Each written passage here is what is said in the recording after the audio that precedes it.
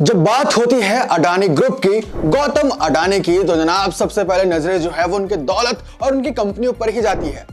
आपकी भी कमाल है। लेकिन सवाल यह है कि ये दौलत आई कहां से जनाब। गौतम अडानी की कहानी किसी सिनेमाई कहानी से कम नहीं है। वो गुजरात के छोटे से शहर अहमदाबाद से आए थे और फिर अपने बिजनेस करियर की इन्होंने शुरुआत की प्लास्टिक के आयात से।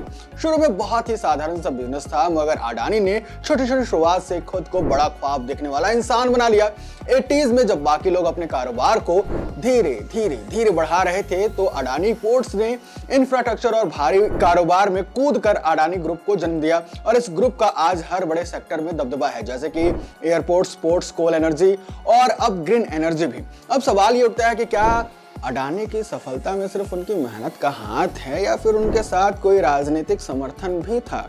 लोग अक्सर कहते हैं कि अडानी को सरकार की मदद मिलती रही है, बड़े प्रोजेक्ट, सरकारी ठेके और कभी कभी ग्रुप को बहुत ज्यादा फायदे मिल जाते हैं। लेकिन अगर सिर्फ राजनीतिक मदद के कारण ही ये होती, तो क्या अडानी के पास आज इतना बड़ा साम्राज्य होता?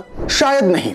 अडानी का बिजनेस माइंड और रिकॉर्ड तोड़ मेहनत भी इस सफलता का हिस्सा है। उन्होंने हमेशा अपने फैसलों को दूरदर्शिता से लिया और नए नए बिजनेस सेक्टर में निवेश किया। कभी कभी लोगों को लगता था कि यार पागल हो क्या है, मतलब रिस्क काहे ले रहा है, लेकिन जनाब बड़ा रिस्क और बड़ा रिवॉर्ड। अडानी का एक स्टाइल हमेशा से ही रहा है कि जैसे ही वो एक सेक्टर में पक्के हो जाते हैं, वो दूसरे सेक्टर में अपना दांव लगा देते हैं। फॉर एग्जांपल रिन्यूएबल एनर्जी में उन्होंने अपने पैरों को जमा लिया।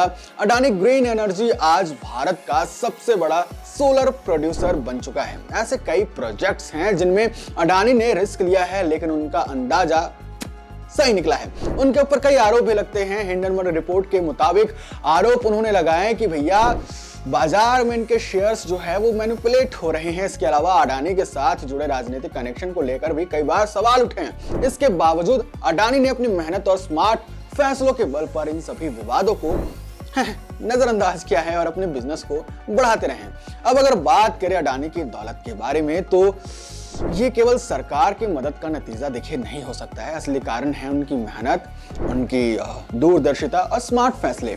उन्होंने नए सेक्टर में कदम रखा जहां पर न सिर्फ फायदा था बल्कि भविष्य में ग्रोथ भी मस्त था।